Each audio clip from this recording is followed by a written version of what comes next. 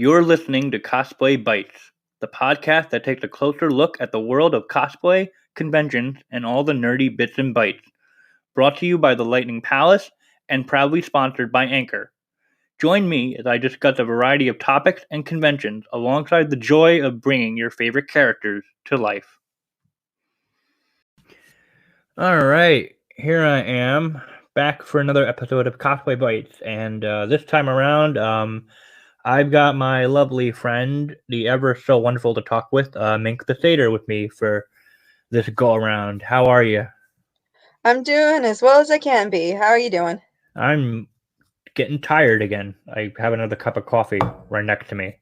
I've been playing too many video games now that I'm on vacation. Coffee drinkers. I hate to say, in this time of quarantine, I am very blessed and highly favored that I do not have an addiction to coffee, because I imagine it's getting increasingly difficult for folks to get a hold of it. Right, yeah. It can be. I mean, this is probably my last cup for the day. Maybe. Yeah, it is. At the time of recording, it's like 4:30, so... Yeah. Oh, yeah, no, that's definitely my last cup then. Cinnamon flavored coffee. Oh, you like your sugar coffee, don't you? Well, I mean, it doesn't have sugar in it. It's just cinnamon flavored coffee with cream only. Oh, okay. And then, yeah, that's how I have my coffee, just cream only. But then, like, I did an errand today, and then on the way home, I got more food at Dunkin' because I was hungry for lunch. And then I got coffee with a shot of raspberry in it. And that was something. Oh, boy, that was something. Yeah, so this episode is going to be another installment of the Why We Cosplay series that I kind of jump-started not too long ago, I think last month, with Leonard Cosplay, where basically we pick a franchise that both me and my guest know a lot about, and why it's such a popular franchise to cosplay from. So, the first one was Final Fantasy, which was somewhat timely. And now I figured, me knowing Mink for as long as I have and the kind of outfits that she did, or she still does, why not talk about Pokemon? Because God knows, I don't know when it's ever going to end. Well, there is the expansion DLC coming out. Oh boy. I don't have time for that. I really don't. I'll get it later. Yeah, so I mean, I've only done one Pokemon cosplay for my entire time cosplaying in general, and that was Greninja a couple years ago. But Mink over here has been doing one for so many years. In fact, I wonder, was that last year where you had your idea of cosplaying a Pokemon once a month? I think it might have been 2 years ago. Okay. At this point. All right. So, yeah, so I think what draws people to Pokemon and cosplaying from it is that literally it's like gijinka heaven.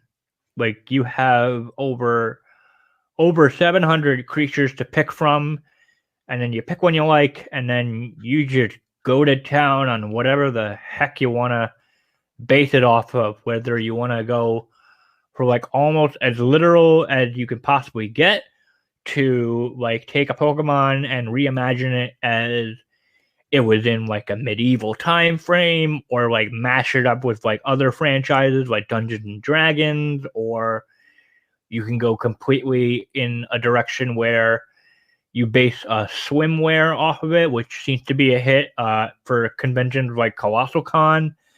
Yeah, so some of Mink's standout Pokemon outfits that I've seen include her Mimikyu, Tentacruel.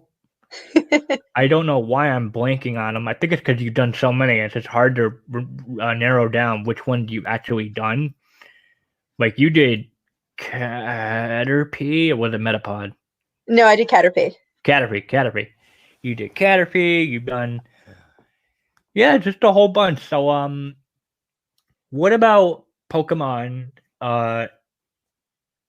Has left an impact on you? Like, why do you cosplay from it so much? I mean, you're obviously a fan of the game. Like, people make no mistake. Whenever I go to cons with this girl, um, more often than not, she buys more Pokemon plushies for her ever growing collection. I'm trying Um, to get better. I am paring down these days. how much are you buying per con? Well, the last couple of cons, I actually have not purchased any new Pokemon plushies, despite loving them so deeply. I am acknowledging the first step to healing is acknowledging that you have a problem. My intention was that at Kineticon 2020, I was going to just give a lot of my Pokemon plushies away, but we are in a holding pattern now as to whether or not we will have uh, Kineticon 2020. So we will see what happens. Right. But that particular convention is rather special to me because for the last several years I have run the Pokemon meetup that happens at that particular convention. Um, Oh a wow. couple years ago, I hijacked it. Like there wasn't anyone who was running it, so I was like, okay, I'll just take charge. And so I had been doing that for a couple of years until finally last year. So this would be Kineticon 2019. There wasn't any Pokemon meetup scheduled, and people were messaging on the Kineticon Facebook group like, "Where's the Pokemon meetup? Why is that not happening?" And so I was like, "All right, guys, don't worry. I'll take care of it. I will step up and deal with it." And so when I emailed the event planner, he's a friend of mine, and he was like, "Oh, well, you've just been doing it." Like I automatically just had been putting it in because I figured it was something that people were interested in. But since you've been running it and doing such a nice job of running it, I figured I was just going to give you the keys to the kingdom and ask you like what day works best for you. So like Wow. literally some random night, I want to say it was like April or early May, some random night, the two of us were like back and forthing at like 10 at night on like some random Sunday, like working out the details and everything. Oh wow. That's Always a good great. time. And so I imagine like a lot of people show up to this meetup if a lot of people were asking about it. Yeah, so usually we get um a little over 100 people show up. Whoo! That's a lot.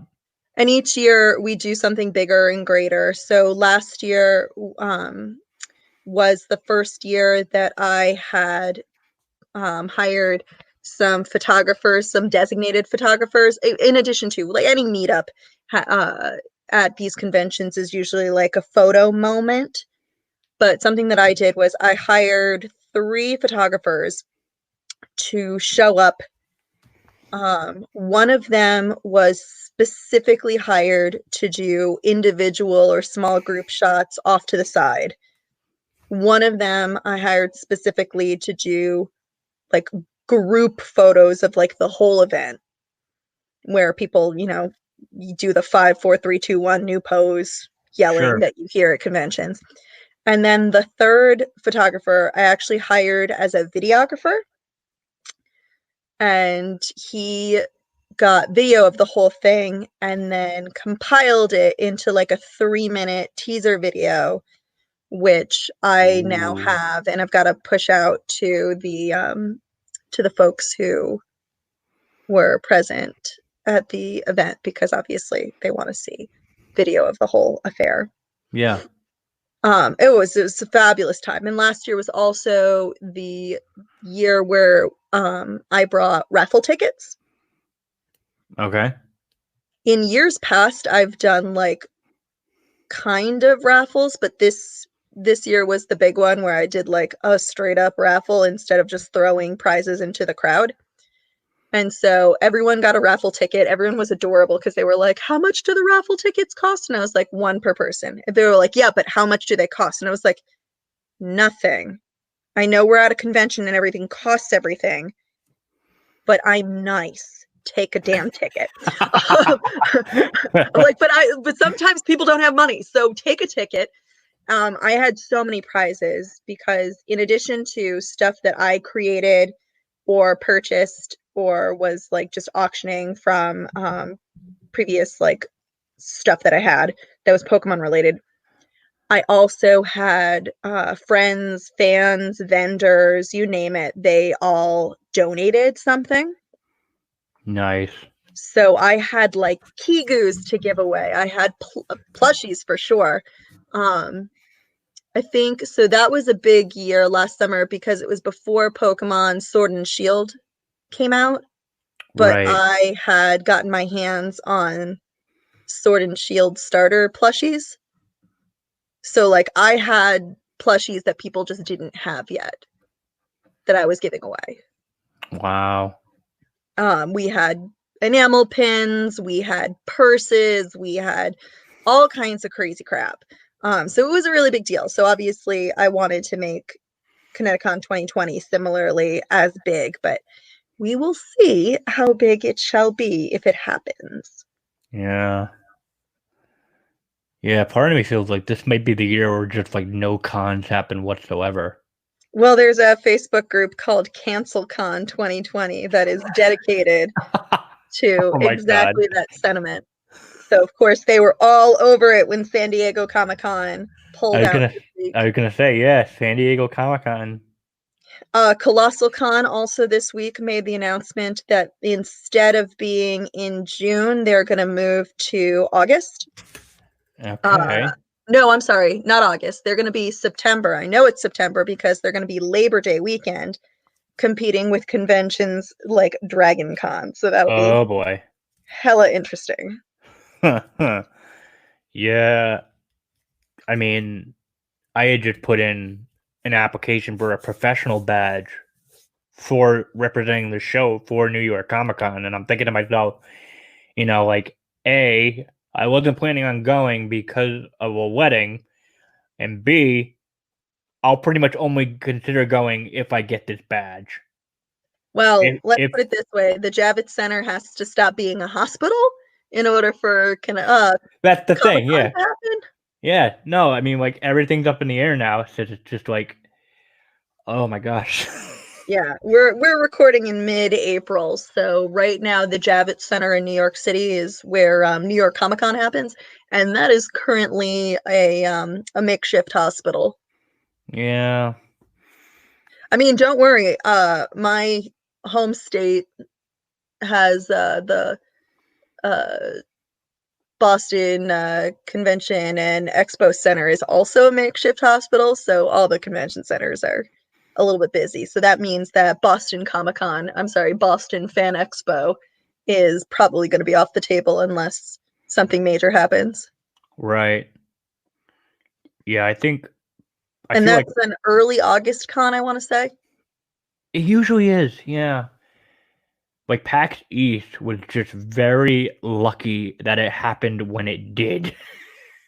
Well, PAX East happened, but despite it being um, in February / one day was March, a lot of the gaming companies had reduced forces or just straight up canceled, like Pulled Sony. out. Yep.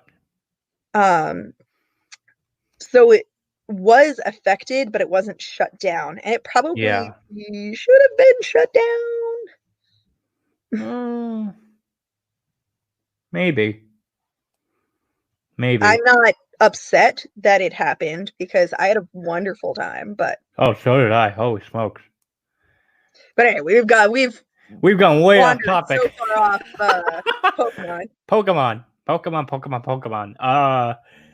Yeah, so I mean, what do you think draws people to cosplay from Pokemon aside from if it's not just like all the reasons I stated, like how you got all these You get over like 700 things to cosplay from, and then you just let your Oh, 700. imagination. You're adorable. Okay, let me lay it down. Let me 800. lay it down.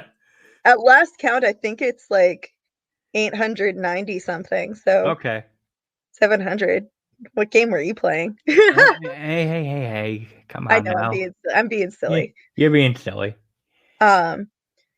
So the first thing that you have to kind of square away is the difference between the people who are cosplaying the characters, like the NPCs or even PCs or the show or the comic, versus the people who are cosplaying as Pokemon. Now, you threw down a word earlier, gijinka, and for those uninitiated, it's basically anthropomorphism. It's making something that isn't human into a human for the most part. Right. So there are a lot of people who grew up with Pokemon. It's been around for like 24 years, I want to say now. So Yes.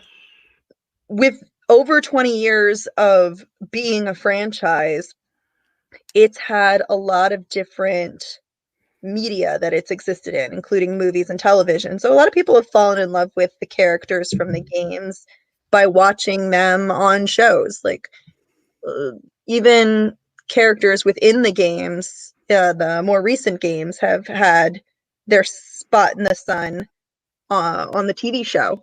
Right. They made their So debut. Yeah. so there are a lot of people who want to cosplay those characters just because, for the same reason that you would want to cosplay any character, because you enjoy the character, you enjoy the aesthetic.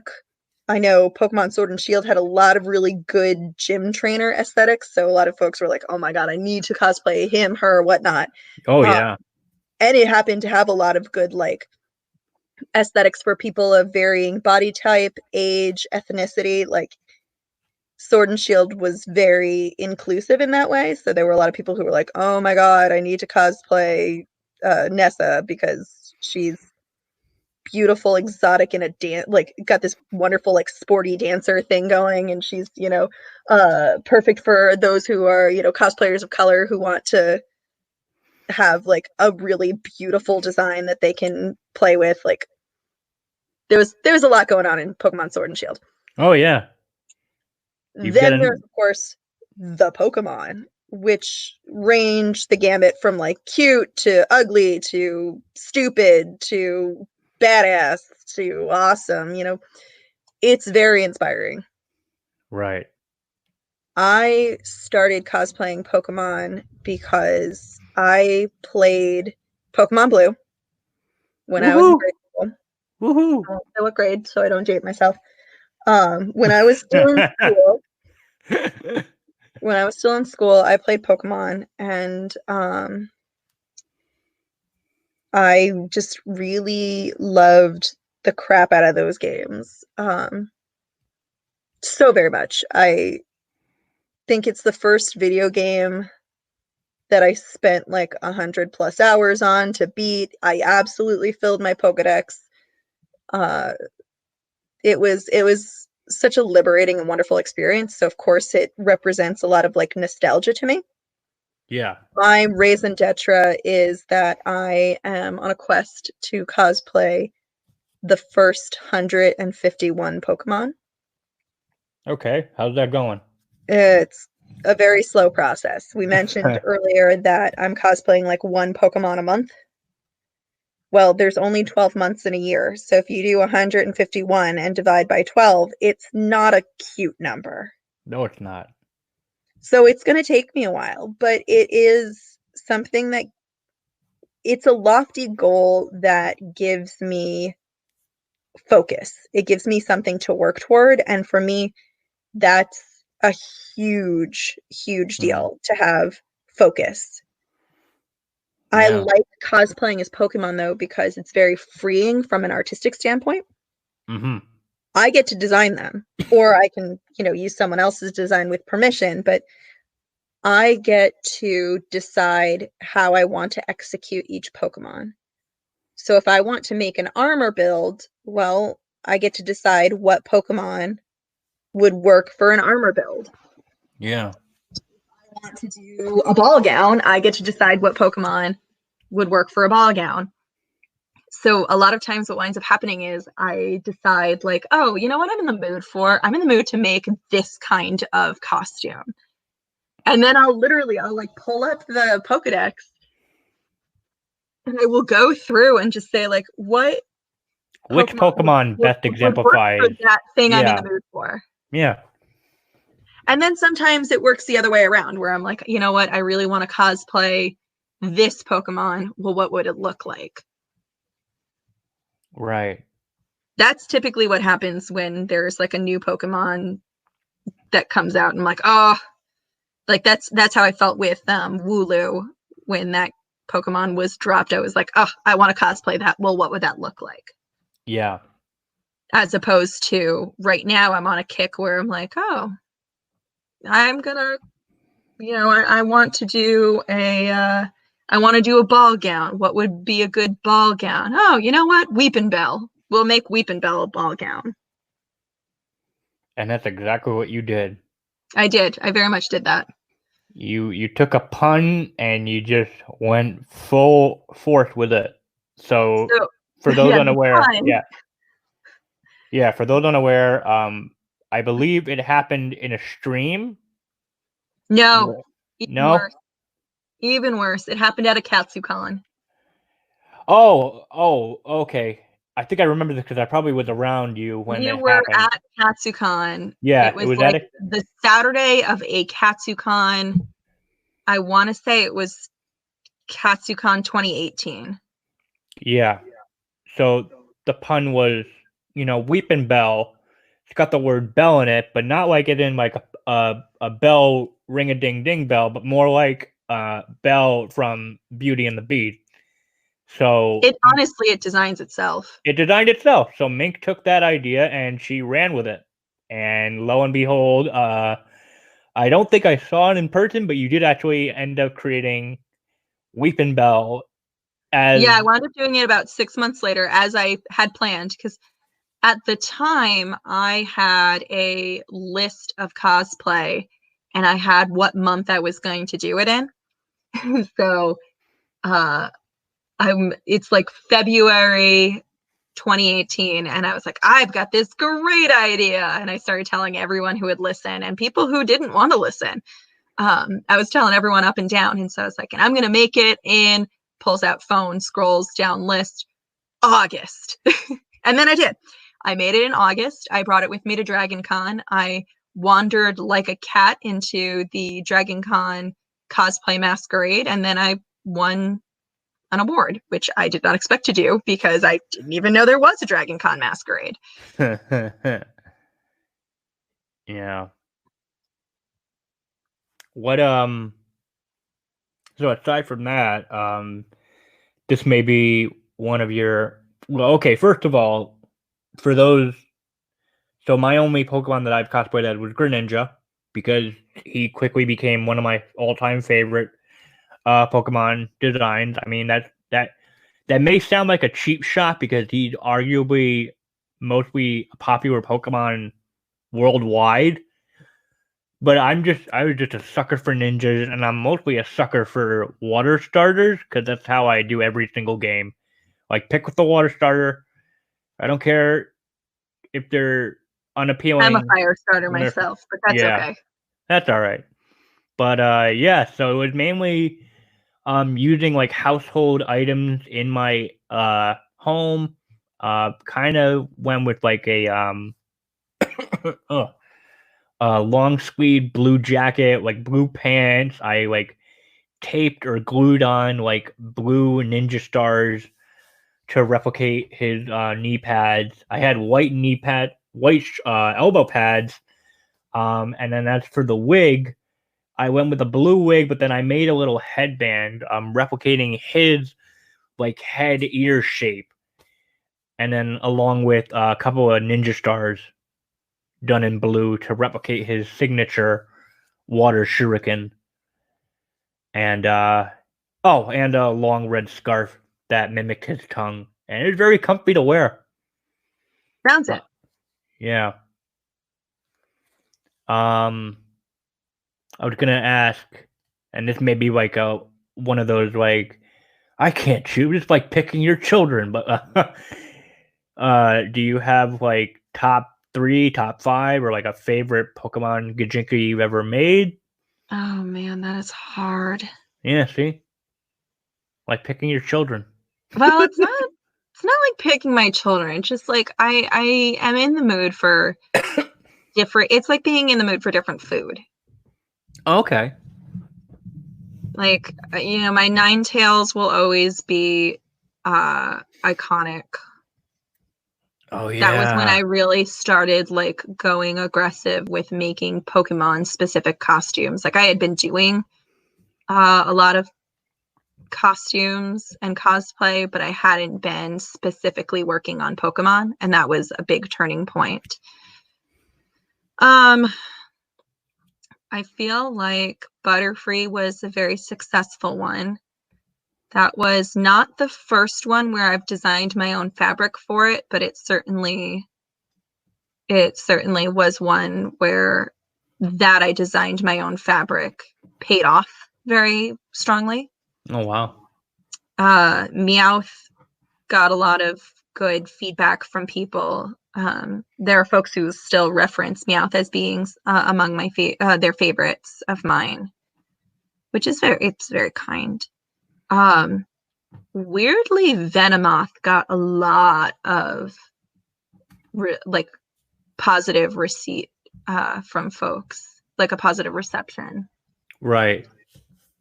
But I suspect that's because who doesn't like a go-go outfit, but that one was very like raver girl was the inspiration point. Yeah. And it really came about because I wanted to make those knee-high leg like they're like knee-high fur legging things that all the raver chicks wear. You mean like not they're and they're not like they're not part of the boot per se, but it's almost like a what do you like an arm sleeve, so to Yeah, speak? it's like an arm sleeve, but for your legs, and it's fur. Yes. Yeah, yeah, yeah. No, I saw your Venomoth. Yeah. I Yeah. just wanted those. That's the start of it, is I wanted that. And so I was like, oh, okay.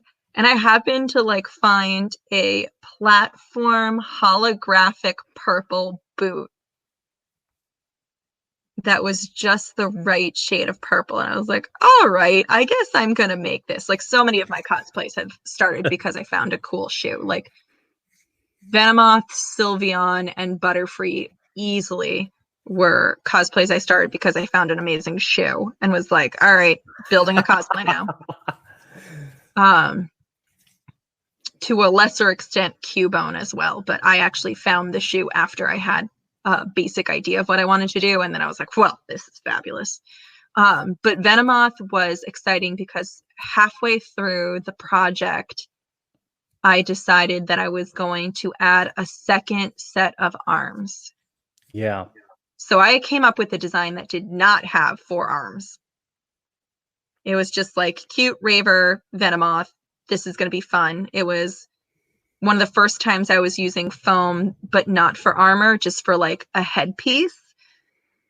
And it wound up like being really easy and convinced me that working with foam should be easy.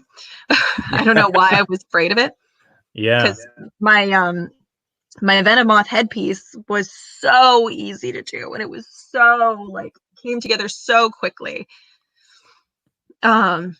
So I decided just on a complete whim, like, I bet I could add another set of arms to this and go for the full moth look.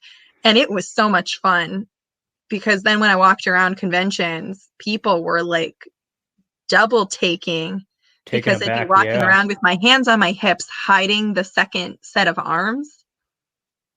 And then I'd move my set of arms, but there'd still be hands on my hips somehow. Yeah. But that is incredibly easy to do. For those of you who are curious, I had actually ordered some detachable mannequin arms, which you can get. You can get them on You can get them on Amazon. They were articulated so I could pose them. And they had this little spike that you would insert into like a dress form or a mannequin. But instead, I epoxied them into a PVC tube.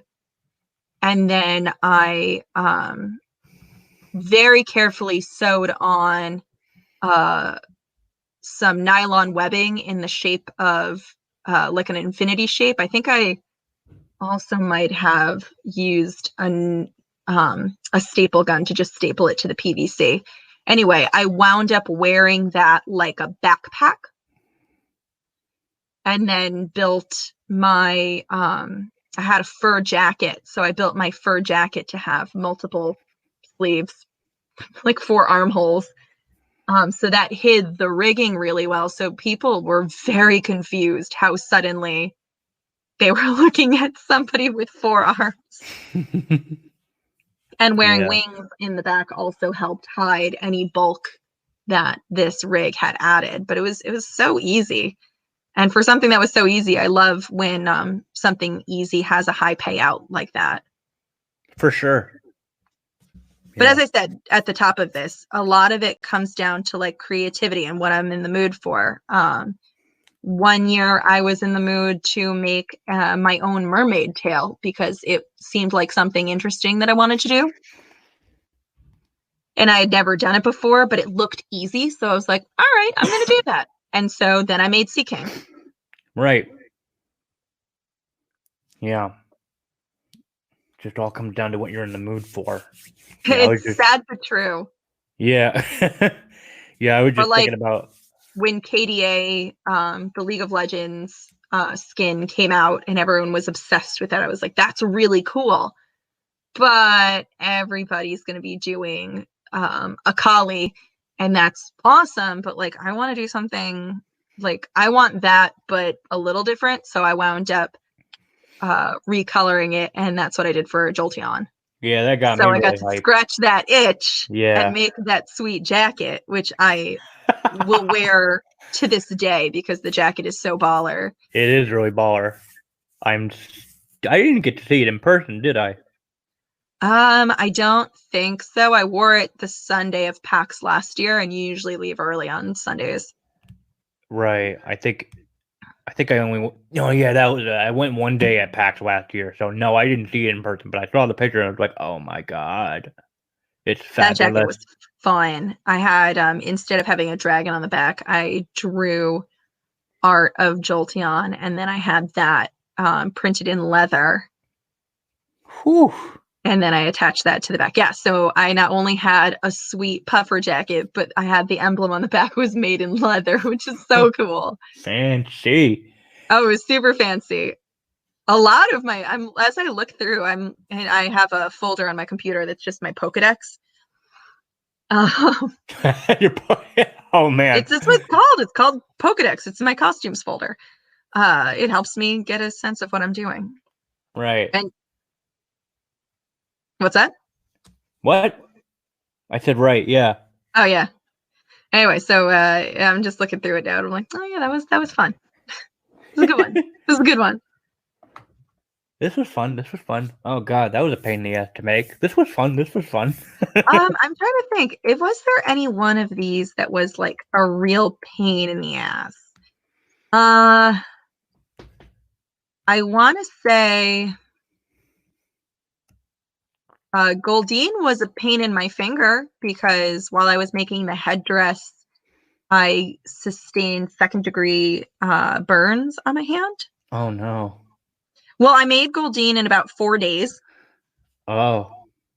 Because I finished work and then I had 4 days before a convention and then I just got inspired to make Goldeen. So I was like, oh, okay, I've got time. So I made it in 4 days, and while I was working on the headdress, I had made a puddle of hot glue, and my hot glue is like really high temp hot glue. Oh, and boy. I had slipped or something while I was trying to affix something, or maybe I was just grabbing something. Anyway, my finger like landed in the puddle of hot glue, and it was deeply painful. I had 2 very severe blisters that had to be lacerated a few times, which is never a good thing when you actually have, because in most cases it's better to let your blisters drain on their own.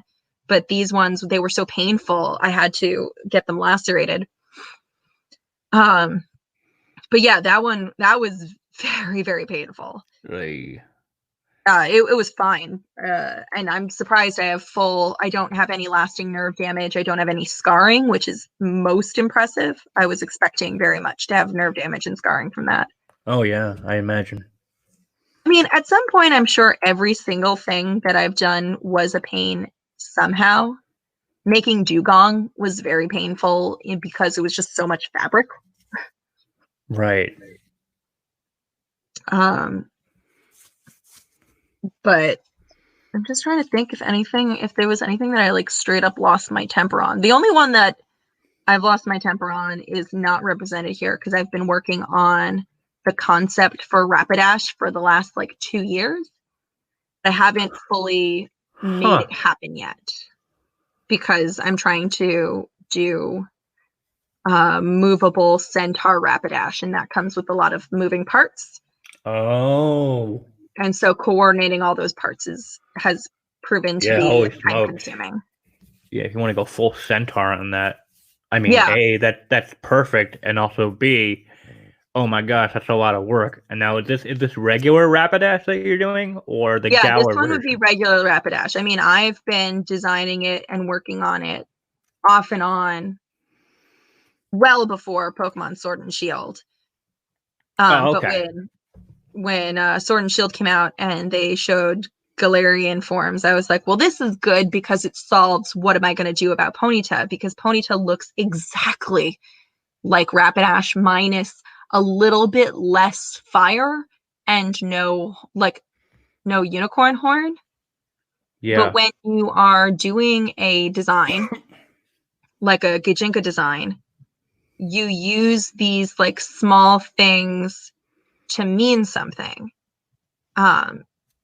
So when I was looking at the difference between Ponyta and Rapidash, from a design perspective, there's not a whole lot different, because like, how do you show less fire? Yeah, or how do you, like, it doesn't, like, the same thing is true to some degree with Growlithe and Arcanine. How do you show less fur? Yeah.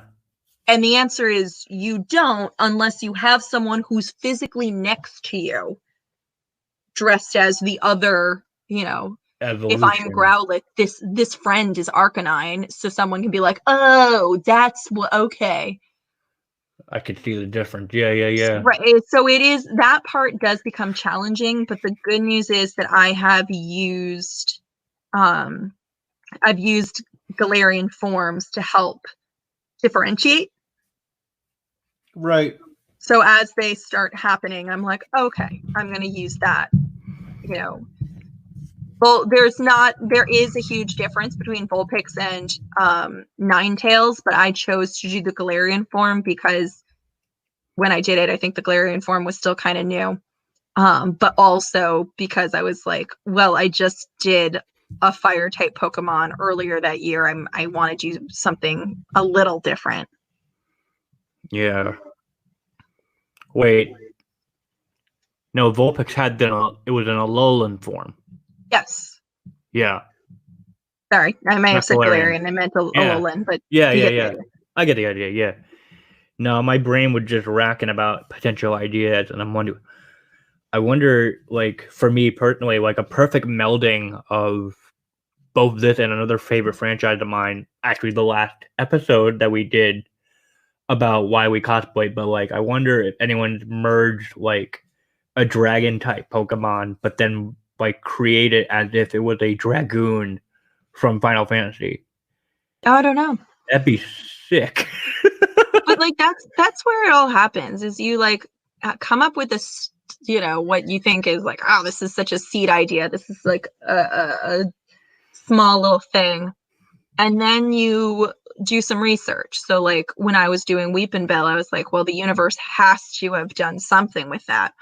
And then when I did a Google search and didn't find anything, I was genuinely surprised, which meant that this was new, novel, and something that needed to exist in the world.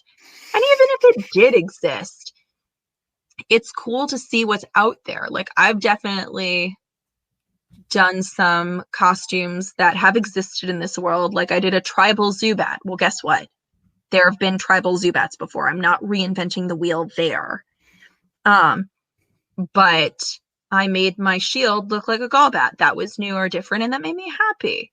But at the same time, like, I came up with an idea recently to do Cubone instead of doing that tribal, which is a pretty common trope to do because of like that bone imagery. I was like, well, Cubone is a Pokemon who lost its mother at an early age, and it's like so sad, and that kind of reminded me of those like porcelain Victorian dolls. You know what I'm talking about? Oh, okay. Yeah, I think so. Yeah. So that informed, I was like, well, you know what? Since the like gijinka design world for Cubone is pretty full with tribal designs, there's nothing new that I'm going to That bring to the is table. definitely. I think because I know when Jessica Negri did her Cubone, it was mostly tribal. And a lot of folks go tribal again because of the bone imagery. And it is, I wasn't sure how I was going to do Cubone, because how do you do something that's already been done 1,000 times and Yeah, I feel like mean, it's your design? and I mean, don't get us wrong. Like some of the not, it's not that like all like everyone like would do like a tribal Cubone or a Marowak, but they'll make it their own. It's not like they're all like picking the exact same design head to toe. No, like Some people are using it based off of existent fan art, but right. some of the folks who are making their own, have put their own unique stamp on it. And my feeling was, there's nothing original for me to do that wouldn't be a rehash of what all of these amazing artists have already done. Yeah. So when I started thinking about it, I was like, well, I don't think I've seen like a kawaii desu, like, a cutesy, like baby doll Cubone yet. And so I started researching, like, are there designs out there? So like I can see what other folks have been up to, and I didn't really find anything. So I was like, okay, cool. This will be an area where I can make my mark. So that was another opportunity where I got to design my own fabric for that. And that was actually every single piece of cloth that I am wearing in that costume was fabric that I designed. Ooh, that's interesting. I mean, some of it is like, okay, you designed stripes. Good job. But like, it just means that like I had full, complete creative control over what the fabric I was using is. Yeah. Which was fun. I strongly recommend it if you have any inclination, if you have any digital art background at all. It's fun to like design your own fabric. Mm. But it also means that you're not limited, because sometimes I'll come up with a design and be like, oh, great, I have this cool idea, but I can't find the green fabric I want, Yeah. And then it's like thinking back to cons in the summer, like mainly Colossal Con, that's almost like like sometimes like when Pokemon cosplays are a big boom at a convention, sometimes they'll take the convention location at heart and it just like populates itself. So like what I was getting at with Colossal Con, that's mainly like a water park themed con. That's when everyone breaks out. If they're doing Pokemon, they break out the water types and just go full on bathing suit, creative, interesting. Like some will just have like an interesting bathing suit design. Others will have that plus like headgear or some armor work. I've seen several. I've seen like Greninjas in bikini form. I've seen like a bathing suit version of Kyogre. Totodile. I feel like the starter Pokemon get a lot more love at these kinds of cons. Definitely. Well, there is a lot of recognition currency. Yeah. So, like, I know that part of the reason why I am focusing on the original 151 is that, like, yes, the other Pokemon can be inspiring, and I've certainly done cosplays of other Pokemon that inspire me. But the reality is that the majority of people may have had exposure to the first generation of Pokemon, and that might be the extent of it. They kind of dropped off, or like felt like they grew out of the Pokemon craze, and then Right. exactly, So, there are some way out there Pokemon that might be super cool or fun to cosplay, but like, I don't know, the number of people who would recognize a Trubbish versus what's a Dragonite. Yeah, what's a Garbodor? The fuck is that? It's a giant piece of trash.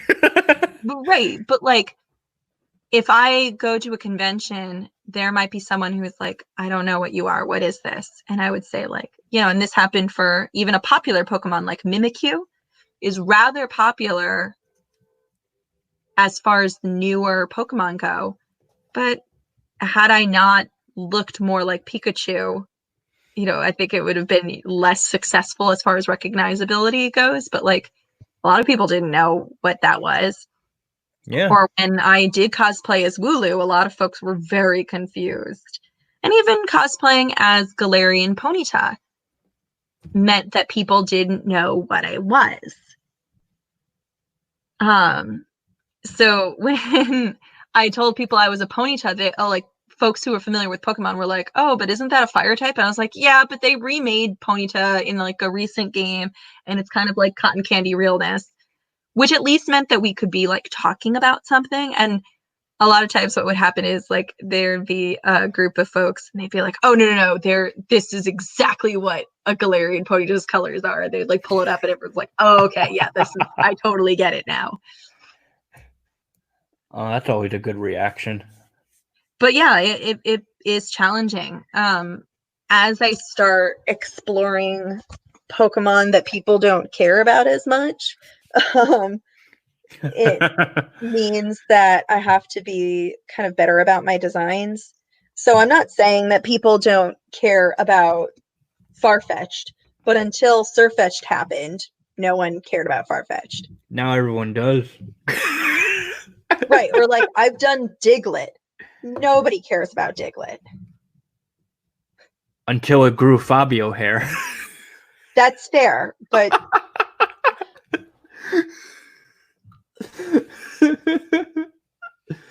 oh my gosh. I think Venomoth is definitely my poster child for cosplaying Pokemon that nobody cosplays. Although Tentacruel to some degree as well. Yeah, because some Pokemon are just like they're too weird or not that appealing looking, or it's like, Well, their stats are terrible. Like, Tentacruel is a lousy Pokemon to play with. Yeah, it is. There are so many better water types and poison types. Yeah, isn't Tentacruel water? Is it water poison? I thought so. It might be straight up one of those. I'm gonna do a quick look up. Part of me thought it was like water flying, because I don't know why I get. No, it is definitely not water flying. I can tell you that. Yeah, I don't know. No, I got it right. It's water poison. Yeah. Gyarados is water flying. Yeah. Right? Yeah. Is it?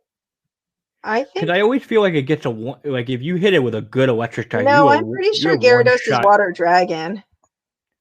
Oh, maybe they retconned him into a water dragon. I think you're confusing Charizard.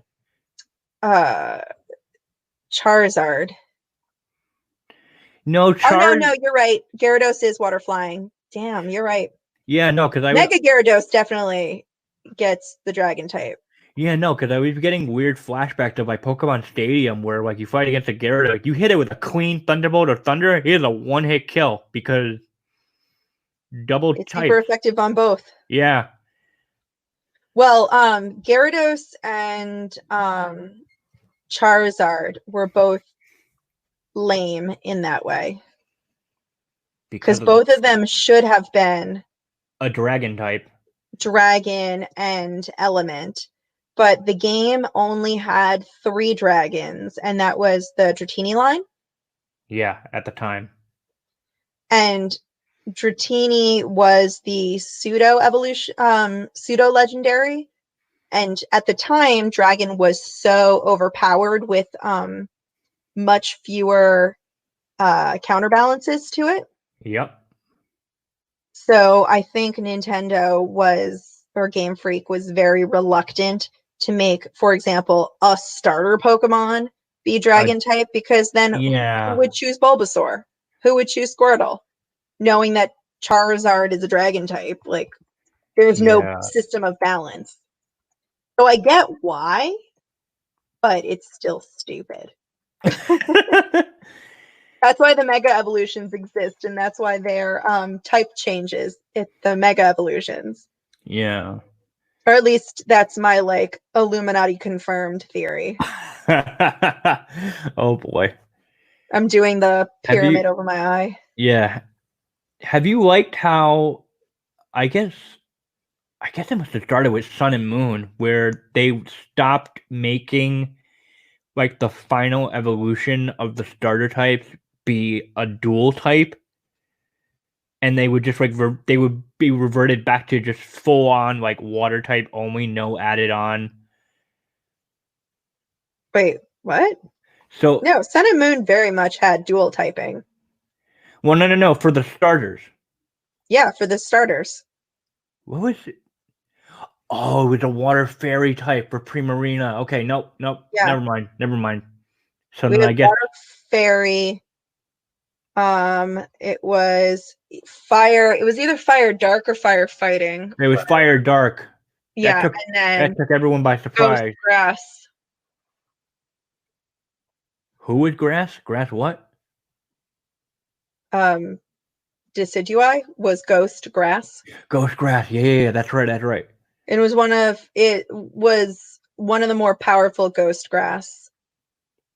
Yeah. Sorry, Trevant. Yeah, and hump. Yeah, Primarina lucked out that it could actually handle dragon types. Yeah. Thank God. Because that's the thing I guess I never fully understood. Like, why out of all the types is water not very effective against dragon types? That's very weird to me. I don't know why. I'm not as worried about that because they made ice effective, and I'm okay with that. Oh yeah, ice, dragon, and then they introduced fairy types. Yeah, fairy is one of the few that I really love the type matching for it, because like I love that steel is super effective against fairy, because that harkens to the legends of like the Fae and the She, where they're weak to cold iron. Ooh. I could talk for hours on the mythology of Pokemon, but cold iron is basically iron that was forged without heat, which you can imagine would be rather difficult and therefore rare. So if you it's kind of like the silver to a werewolf. Right. Oh, that's interesting. So No, hearing that steel is super effective against fairy, I'm like, well, of course it is. Yeah. No, because I recall like some odd types of like, like it doesn't make any sense. Like, why would grass be strong against water? And it's just like, well, because like you water the grass gets stronger, or it'll absorb the water. That's why. But then it actually blew but then you get stupid things like flying versus fighting. That one's dumb. Oh, it is. So not all of them make sense. Let's call it what it is. No, because I remember hearing about it. I think it was in a Game Grumps episode where they were just playing a Pokemon and they figured out like why is ice weak against rock? Something about like I can't remember. Something about like how Erosion? or like the rock would like crack the ice if it was like embedded No, in. if anything, ice would break up a rock because that's how erosion works. Oh, okay. Like, I know I didn't get a major in geology, but I did minor in geology. Oh, So so then where did? so I do have a college pseudo degree. See, now we'll back on the topic of fairy types. How does poisons fit into that? I mean, if you look at fairies as being like cute, sugary, saccharine sweet, I can see why poison would be super effective against that. Oh yeah. But that's more like that doesn't have a mythology necessarily to it. I think that's just like a, oh yeah, Common sense, have your brain work through it kind of thing. yeah. I mean, why is fairy super effective against dragon? Because they needed something to be or to have like it's because they needed it. Because dragon needed something else to die from. Well, kind of, yeah. Yeah, only itself and ice.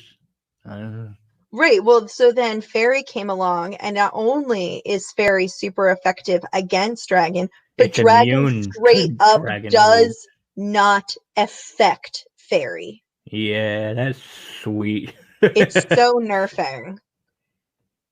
That's why my Sylveon is level 100. Unfortunately, there are not a whole lot of very offensive Pokemon. So, like, I remember I was in a forum at some point, and like the question was like, "What's something you wish existed in Pokemon?" And I was like, "A really good, like, offensive special attack that wasn't like Moonblast." Yeah. There just aren't that many. Usually, fairy type Pokemon are more like either all around, like a more like a generally okay across the board, or they tend to have like higher speed, for example. But special attack, I would like to see more tanky fairies. Yeah. Which, I mean, sounds oxymoronic when you say it, tanky fairies, but shut up. So now I'm thinking back, just P.S. I'm working on fair. a cosplay right now. You told me, you texted me. I was like, ooh. I won't say. I will. I'm working on Clefairy. Okay, she's working on Clefairy, folks. It was the normal type, and then it got an upgrade with Pokemon Sun and Moon when they dropped. Oh no, not Sun and Moon. It was Pokemon XY was when they dropped Fairy type. And Oh, okay. I was gonna no, because I was gonna ask, like, when did they drop the fairy type? Because I'm thinking back to that was X Gen and Y. 6, which was Pokemon X and Y. Okay, that And was so they retconned a bunch of the original Pokemon. So Clefairy is obviously a fairy type. That's not even funny. Actually, I have to see if Clefairy has the normal fairy type. I'm gonna check that out real quick because I feel like that is something that Pokemon would do. No, they made Clefairy straight up normal. no. Or sorry, straight up fairy. Okay, yeah. So okay, so This fairy brings type. me joy because I would have been really upset if they gave it a normal fairy split. That'd be stupid. Well, I wouldn't put it past them. But yeah, when fairy is in your name and you have wings, I you're would a hope fairy. you're a I'm fairy sorry. type. Yeah, you're a fairy type. Yeah, no, because I'm thinking fairy was introduced in Gen 6. That's X and Y. What was before X and Y? Black and white? Gen 5, was that black and white or diamond and pearl? No, that was black and white. I didn't play Gen 5 or Gen 4, to be honest. I played Diamond. I skipped Black and White only to play it much later, just for some of the new Pokemon in that generation specifically. Mostly the starters. Yeah, So it was Black and White. I didn't play either of them because they came out when I was in a busy time in my life. okay. It was before I had a job. Okay, yeah. So having a job means that you have income and can afford stuff. So by which you had none. Yes. So X and Y was represented my triumphant return to Pokemon. Okay. So, well, the main thing I'm getting at is Leafeon and Glaceon. Yes. They were introduced in Were they 4th gen? Diamond and Pearl?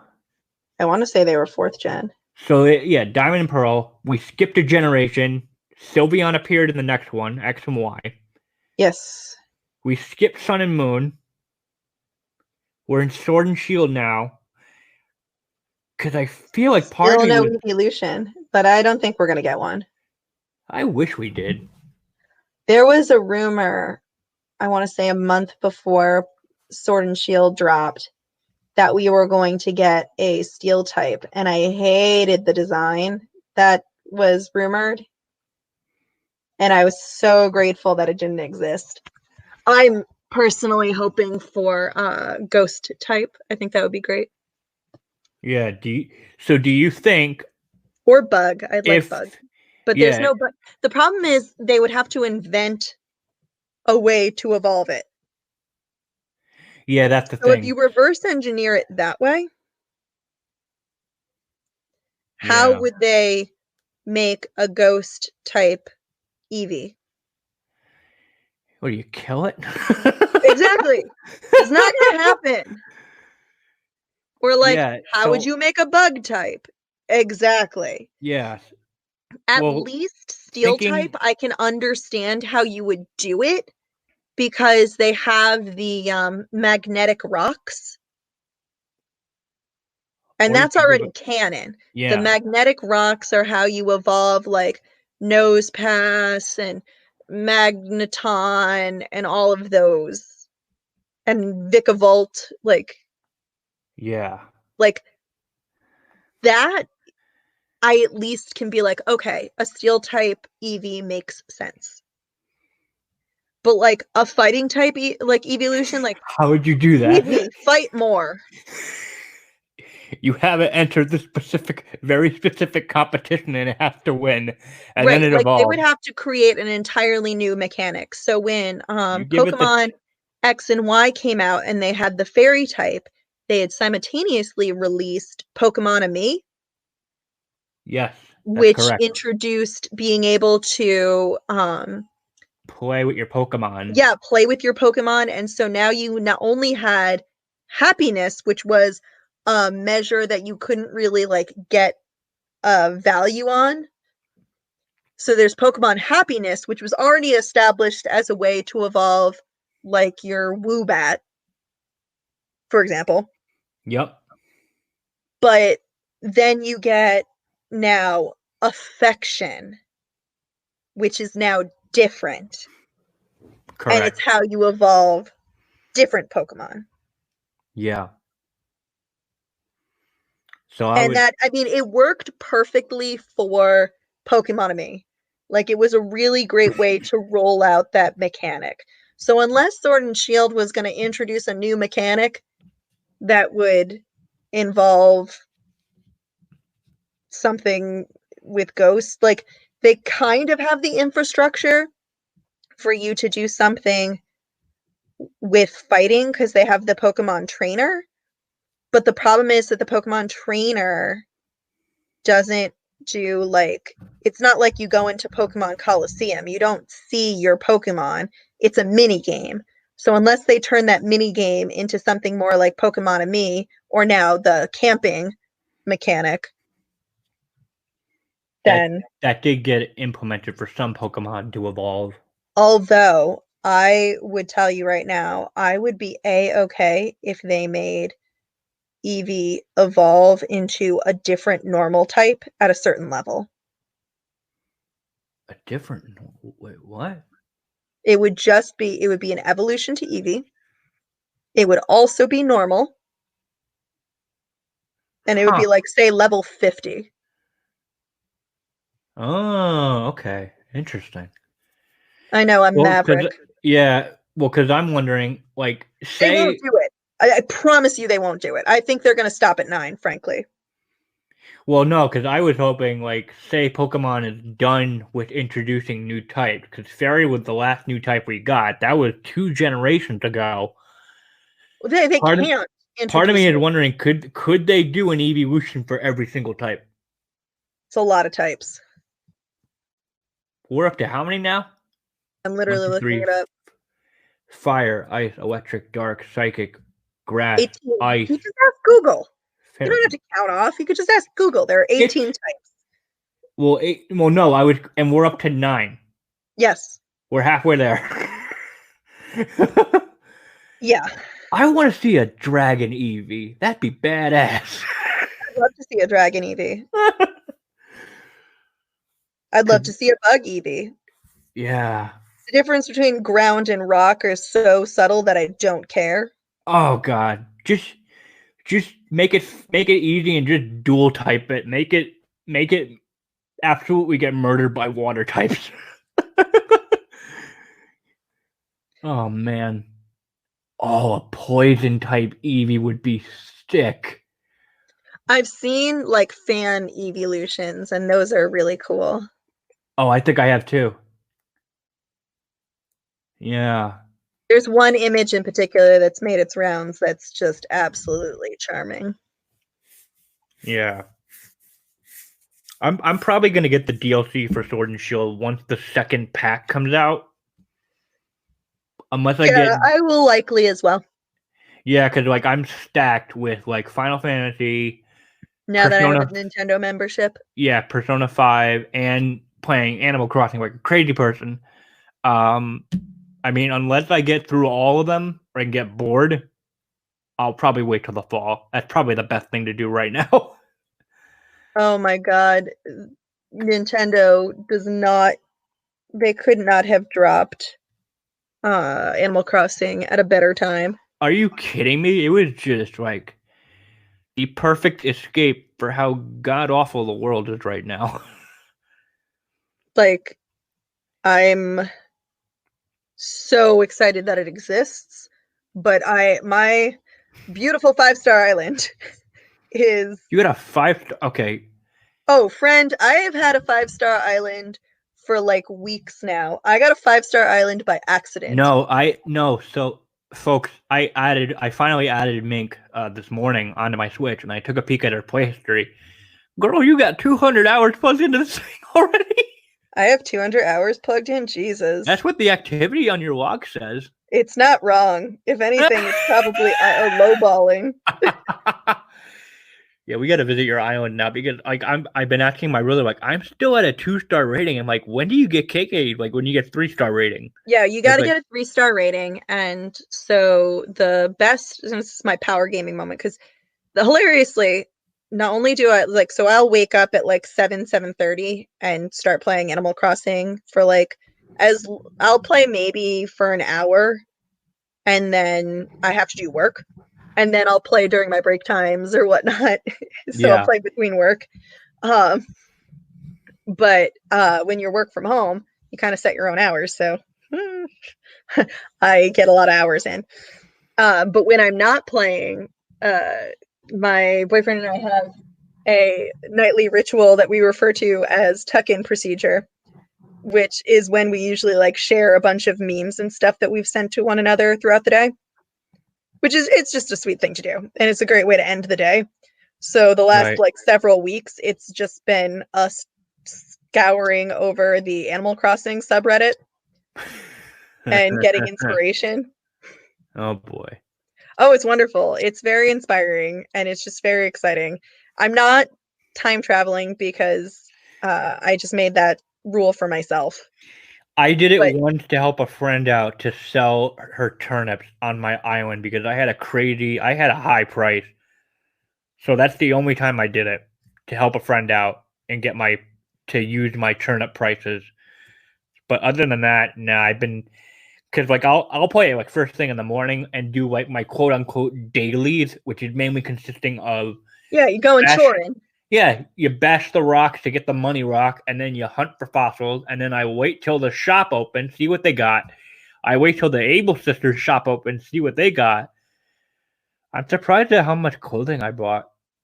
Oh yeah, I thought I was gonna buy like no clothing, and then here I am. I'm like, oh Jesus, I have so much. Yeah. But like, so I played the game aggressively on the GameCube, and then I played not so aggressively on the DS. So I knew going in that this was going to be like something that I went aggro with. So I had like some idea of like what kind of theme I wanted to have for my room. So I started like saving up the stuff that I wanted for it. So I had that going for me. But Yeah. I'm not a power gamer by any stretch. I'm not sitting there like trolling the internet to, looking for blank. I have a small Facebook group of some of my friends from LARP that we all just like will help one another and everything over, and we'll visit each other's islands. So that's my extent of that, which I think is like, very casual gamey approach to it. Yeah. Anyway, the best way to get a 3-star rating is to make sure that you've done the story quest part so that you have 9 villagers. I think I have 9 villagers. Upgrade your resident to the residential services building, Yep. which is easy to do. Yep. That's And done. then anything Isabel tells you you need to do, So just do it. that's pretty much it. I've just been listening to Isabel. First it was plant more flowers. Kay did that. Plant more trees and fruit trees. Kay did that. Now she's saying water your flowers. Oh, funny. I did that anyway because I was very motivated to crossbreed flowers. Right, right. So a lot of the things that like Isabel wants you to do to get a 5-star island are things that I was doing anyway. Because it was like, get more fruit trees. Okay, but I was looking for foreign fruit trees like from day one. And then it was like, Yeah. Get more flowers. Well, there were foreign flowers, so I've been trying to get those flowers from day one. Plant those flowers, okie dokie. Plant more of them. You got it. I'm trying to get black lilies, man. Like, So okay, yeah, I just got to keep listening to Isabel because I yeah, feel like I should have him visit my island any day now because yeah. my home's all paid off. I had another successful turnip run, which made me help pay off my basement. I'm still working to get a basement. I'm like 158,000 bells away, so you can bet I am going to be fishing pretty aggressively. Have you ever done the turnip before successfully? So last Sunday, no, 2 Sundays ago was the first time I bought turnips. I missed it last Sunday because it was Easter and I just didn't log into the game until afternoon. And it was the first time I had done turnips, and it was just like a really low week for my island. Like there was only one day where turnip prices were higher than what I bought them for. Oh. So it has not been very successful for me. But then my boyfriend was like, so are you going to buy turnips tomorrow? I was like, yes, I will. You're playing the stock market. I know. I don't even want to. It's stupid, but I'll do it. I don't know. I might do it anyway because even though I have no debt, but I'd love to have a million bills again. Because I've been also just like scouring the internet, like poking my friends list, like anyone got high turnips? Can I come visit? Yeah, I'll get people asking me what my turnip prices are. I'm like, don't. My island is notoriously like the highest turnip prices I've ever seen was like 140. The highest I ever got was 598. Right. Like I can understand why you would want to, get off your butt for 598, but like 140. That's what I've got going for me. So I not don't think so. No. it's a Like no for me, sir.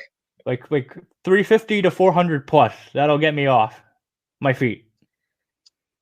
Yeah, I'm Like, what not. do you- I had to sell my turnips 2 weeks ago for like, I don't know, 130. It was painful. Oh no. I don't even Yeah, think it was that high. yeah. I think I invested like 500,000 bells. So the last time, and then I sold them. I think yesterday, a friend of mine on Twitter had her price over 450, and I was like, "Oh, sweet, that's enough for me to pay off my debt." Right, right. Yeah. Well, On on that that note, note, we went from Pokemon to Animal Crossing. it's not a far jump.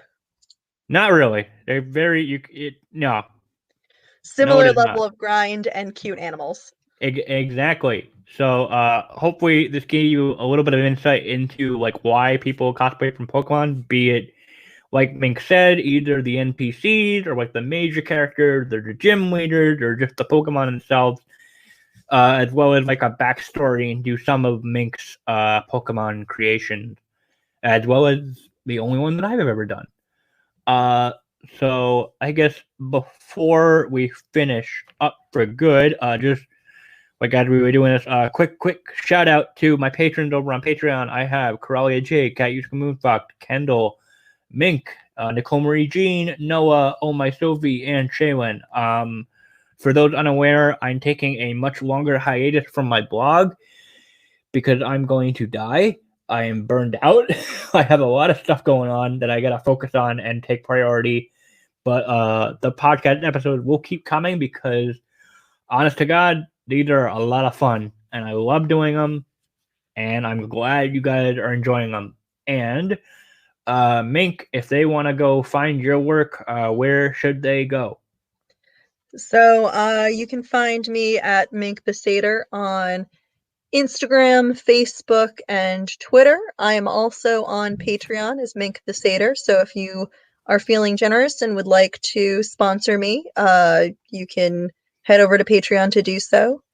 I do have a Store Envy account, although in these difficult economic times, I would say, you know what, support your local food bank. Don't buy my stickers and prints. Just buy people food. in these I harsh am so economic low times, priority right now. I'm like, yeah, you could buy stuff from me, but you know what? Just buy something for like your local food bank, please. I'd much rather you spend your money there. or just buy stuff to keep you healthy. Yes, if you are obviously prioritize making sure you and your family are safe, healthy, and happy. If you do happen to have extra money and you want to send it somewhere, send it to your local food bank. Yeah. Yeah, just stay safe out there, guys, and I don't know. Hopefully, this will all pass over soon. I hope. It's crazy. I hope it passes over as soon as is necessary in order to ensure global safety. All right. So stay tuned for future episodes. Thank you for listening to today's episode. If you enjoyed it, please feel free to leave a review and feedback. You can also support the show through Anchor's listener support or on my Patreon, patreon.com/lightningpalace. For more cosplay news and coverage, visit the Lightning Palace on Blogspot and follow Lightning Palace on Twitter and Instagram. See you all next time.